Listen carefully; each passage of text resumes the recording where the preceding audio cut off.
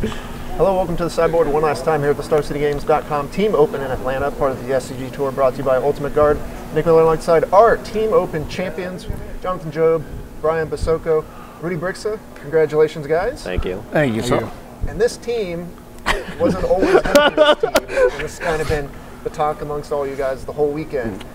But Jonathan and Brian, you guys were originally going to play with Dave Thomas, and what happened here?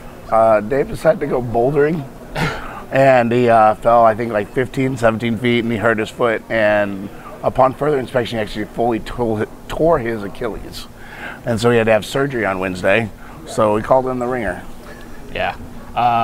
So Wednesday, Dave is like, all right, guys, I'm going to have surgery on Thursday. We'll be here for Friday. We're like, no, you won't. We appreciate your effort. No. Blood clots on an airplane is a thing. Bad things. Yeah. But so you call up Rudy. Yeah. So Wednesday, I actually got a phone call from Tan and Grace, and Tannen's like, "What are you doing this weekend?" I'm like, "I'm sitting at home and I'm relaxing. That's what I'm doing." And he's like, "How would you like to play in a team tournament?" And there's no passing that up, right? obviously. No, obviously not, especially not. Team tournaments are the especially best. not with these guys. All right, so once you're locked in, how does everything go about building the team from there? Did you guys already know he was playing standard, or was it? Yeah. We had Brian plays a ton of modern. He just jams humans constantly on Moto. I had been trying to play Red, White, Death in Texas for this 4 tournaments. I was supposed to go to the one that the SCG that got snowed out. There's been like multiple things where I could never play this deck, and I've really, really, really wanted to. Miss your Seattle flight. Yeah, missed my Seattle flight, and then just like all sorts of stuff. And so we just finally, we just knew Dave, and Dave is a phenomenal standard player, and he loves blue-white anyway. And we saw Teferi, and Teferi is just Teferi has by far been... Teferi is just absolutely absurd. Yeah. It's a standard defining card for sure. So we bring that up. It's Dominaria release week, so all the focus was on standard. We watched a ton of standard this weekend. A bunch of the teams were on blue-white. Some had approach, some did not. You were on the non-approach build. Right. How did you decide on your deck and the specific card choices? So when they called me on Wednesday, they're like, "You're playing standard." I'm like, "That's fine. I really want to play blue-white approach because I thought Teferi was really good." I wrote a couple articles like just talking about how amazing it was.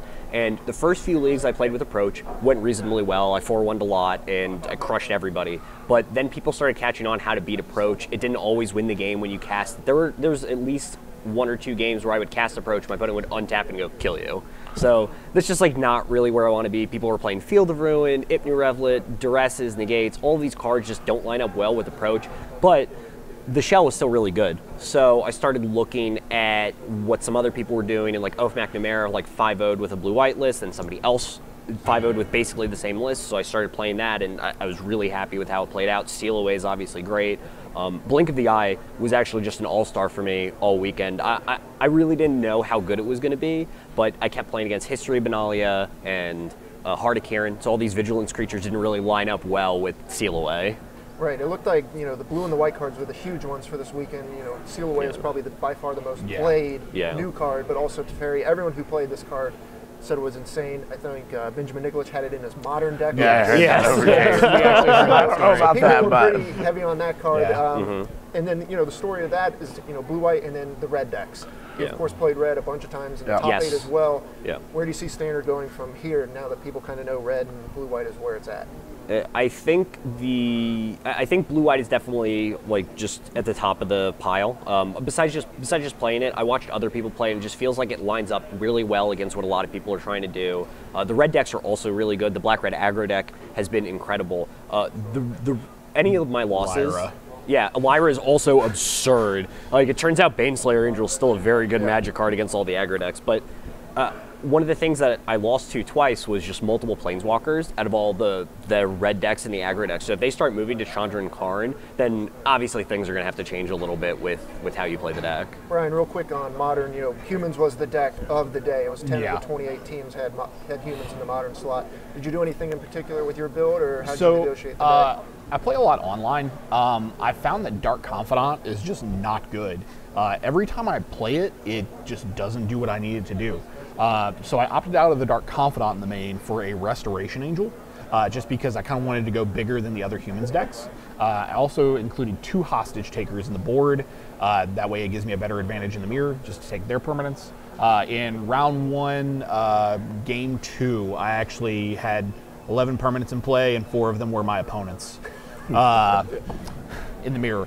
And then I also went ahead and put 2 damping spheres in the sideboard. I brought them in against the Storm matchup versus Caleb's team. And I had both of them in play, and they were pretty amazing. I also brought them in against Daryl Ayers playing, he was playing Amulet, yeah. And so it shuts off the Carew lands. Sure. So that was a big help as well. All right, Jonathan, real quick in Legacy, Briksza's Delver's the talk of the town. Death and Tax is traditionally a good deck against the Delver decks. The white-red one has been popping up a lot more. It looked very good for you this weekend. Oh no, it was absolutely great.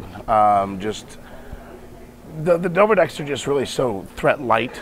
For the most part, they really revolve around getting a creature in early and then controlling the pace from there. So when you get to go to like full removal spells like Path's Exile is just a straight get out of my game, and then Swords, and then Council's Judgment for the true names or whatever you need a lot of the times, and then you have Thalia's to restrict them from being able to dig to more answers. So normally you really only have to answer 2 or 3 of their threats, and Thalia constricts them from just getting through their deck as fast as they can.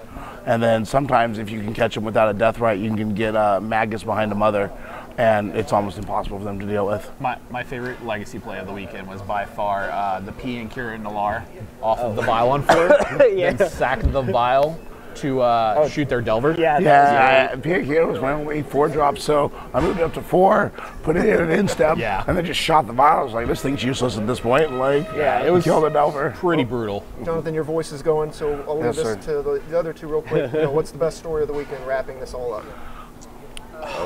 I mean, besides me not going to this tournament and just getting a call on Wednesday to come. How it all came together in general. Yeah, it's pretty amazing that we got there. This is my first open top 8, and I think this is the first one for them in a while. Yeah. So we kind of came back It's together. been a little while. Formed a dream team. You guys came and you conquered and took it all down, and the decks look great, so congratulations. Thank you. Thanks. Rudy, Brian, Jonathan, congratulations one last time. I'm going to send back over to Ryan and Matthias here in Atlanta.